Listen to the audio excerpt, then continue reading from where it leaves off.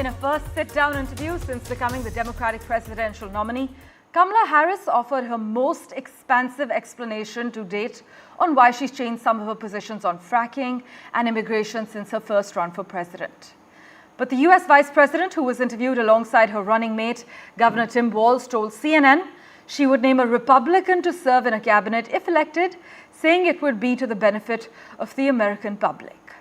She also brushed off Donald Trump's questioning of her racial identity and described for the first time President Joe Biden's telephone call informing her he was planning to abandon his bid for a second term after his disastrous debate performance.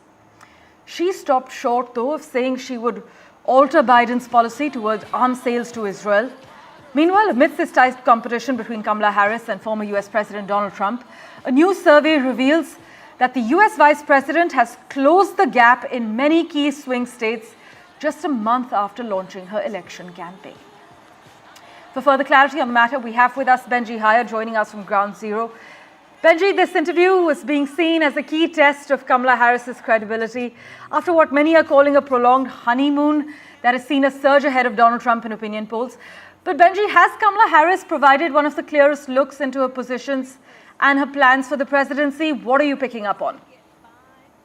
Look, I think this performance was solid if unspectacular, and that's ultimately what she needed to do. You know, this wasn't about necessarily propelling her so far forward in terms of the momentum that puts her on track for victory. One interview is unlikely to do that, but she wanted to avoid any slip-ups that could spoil her campaign, and I think she has managed to do that in some of the answers that she gave. You know, Kamala Harris is known for asking the questions. A former prosecutor, a former senator, now it was her opportunity to answer them and try to swat away some of the accusations she's been facing from her critics that she's been hiding from the press during the first couple of weeks of this campaign. Some of the main highlights, I think, to come from this. I mean, you named a few before in terms of her stance on Israel, her admission that she'd take a Republican in her cabinet, and indeed swatting away condemnation,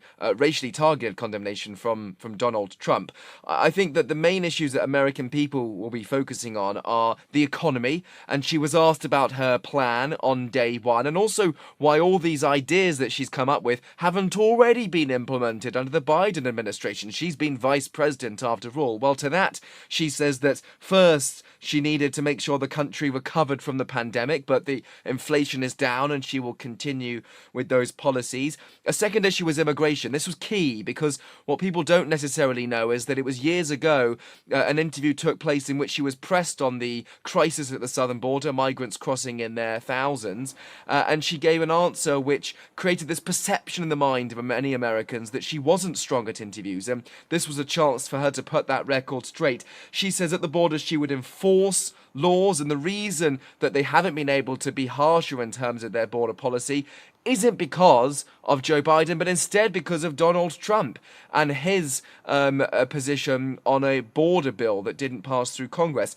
And the third, I think, main takeaway on policy was to do with fracking, mainly a domestic issue in the US, producing of natural gas, but still very important when talking about America's place on the world vis-a-vis energy or climate change. She said at one point she wanted to put an end to fracking once and for all. She has since reversed that position, mainly in a ways to not lose votes in states where fracking is so important to the economy, like Pennsylvania. And I think it's that has allowed the likes of Donald Trump to brand her as a chameleon for what he sees as her shifting policy positions. Well, but the choice of CNN as the outlet and Bash as the interviewer has also been criticized by Trump supporters.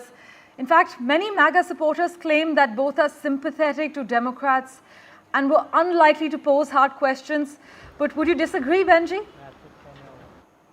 Well, I don't think there were any questions which were, overly scrutinous, but that is a very kind of American style of television. Frankly, this interview was split up. It wasn't intense. It was dotted around with light-hearted questions about family, clips of them walking around a diner. That was the theme and the tone of the interview. It was very different to, a court session or something like that. But if you think about American media, American politics. This is a very polarized nation. It was unlikely that Kamala Harris was going to go on a network which was unfavorable towards her. In a similar vein, Donald Trump is often featured on television, but he's on the likes of Fox News, a more conservative network.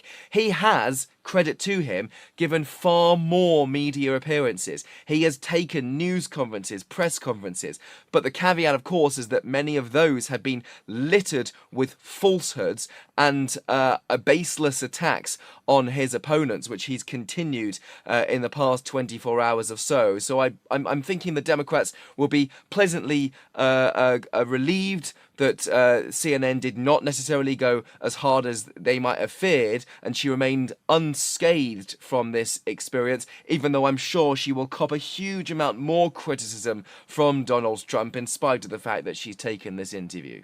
Well, this was Kamala Harris's first major interview since becoming the Democratic presidential nominee, and her delay in facing interviews has contrasted with Trump. As Benji has explained, Trump has staged a rash of recent media appearances. This includes Fox News and Newsmax, two of his favorite outlets, to voice live on-air criticisms of Harris's acceptance speech at the DNC last week. But as always, Benji Hyer, thank you so much for joining us with the latest from Ground Zero.